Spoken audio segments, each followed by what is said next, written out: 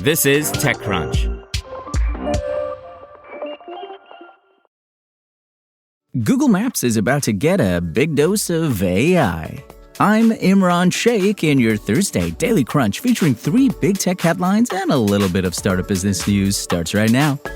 Meta's found a new source of training data for its AI models, its own employees. Yeah, that's right. The company plans to use data culled from the mouse movements and keystrokes of its own staff in its pursuit to build more capable and efficient AI. The story, which was first reported by Reuters, shows the lengths to which tech companies are going to find new sources of training data, the lifeblood of AI models that helps the programs learn how to more effectively carry out tasks and respond to user queries. When reached for comment by TechCrunch, a Meta spokesperson provided the following statement. If we're building agents to help people complete everyday tasks using computers, our models need real examples of how people actually use them.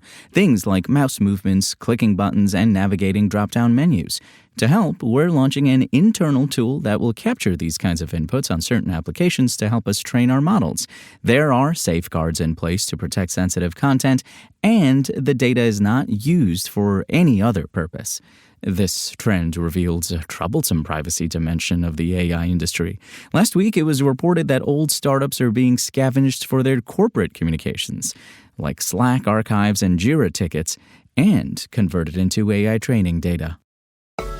Today, Amazon Music said that it's partnering with a live event listing platform Bandsintown to bring concert listings to its music streaming service. Through a Bandsintown for Artists integration, users will be able to find live shows on the artist's profile pages on Amazon Music. They can also click on the Buy Ticket buttons to purchase tickets on Bandsintown. Artists will need to link their Amazon Music profile for the first time on Bandsintown for event sync to begin. Also, Amazon Music will automatically list events from venues, festivals, and promoters using Bandsintown Pro on its platform. The feature is rolling out now and will be fully available on Amazon Music this spring on both iOS and Android apps, the company notes. Bandsintown said that it has more than 700,000 artists on the platform, along with over 65,000 venues and festivals using its Bandsintown Pro marketing and promotion product. It added that more than 100 million users are registered on the platform, but didn't specify the number of active users. Now, previously, Bandsintown had partnered with Amazon Music all the way back in 2023 to let artists sell merch on the music streaming platform. Amazon Music is relatively late to the concert discovery party because, of course, Spotify has been working on it for years, and Apple Music teamed up with Ticketmaster and Bandsintown to power its live events feature in March. Last year, SoundCloud also worked with Ticketmaster to let artists list their live events.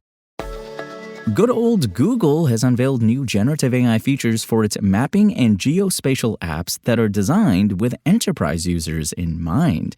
You see, the new features announced at Cloud Next in Las Vegas this week add generative AI capabilities to Google's mapping platform, giving it enhanced visual and data analytics powers. One of the new features, called Maps Imagery Grounding, very creative naming, Google, use generative AI to create realistic scenes in Google Street View to visualize how a particular project, be it a movie set or a planned construction site, might look. Users merely type a prompt into Gemini Enterprise Agent platform, which then conjures the scene inside Street View as long as the proper settings have been enabled within Google Maps imagery. The company is also expanding the ways in which users can analyze data from satellite imagery in Google Earth.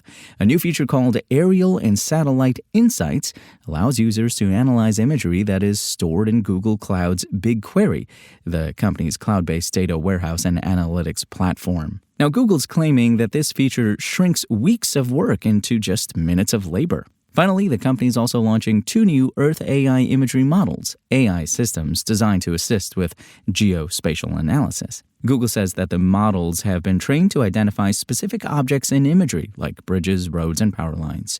Previously, companies had to build and train their own AI systems to do this, a process Google says could take months. The new models mean businesses no longer need to spend months training and building AI from scratch when developing their own products. These AI updates unlock entirely new possibilities for businesses, data analysts, and urban planners, the company said in its release. Now over to producer Dennis with the latest in startup business news all in about 1 minute. Imran, thank you. And investors are aggressively courting AI researchers to build startups that can make AI more reliable and efficient. Neocognition, described as a research lab developing self-learning AI agents, has just emerged from stealth with $40 million in seed funding.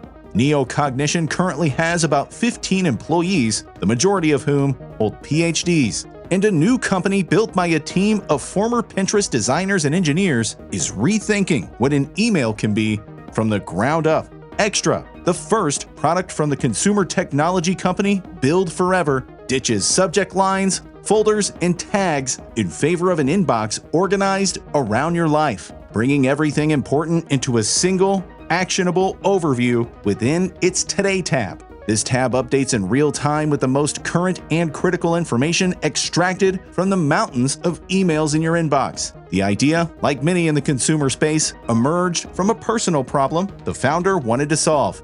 His inbox was a mess. And that'll do it for me.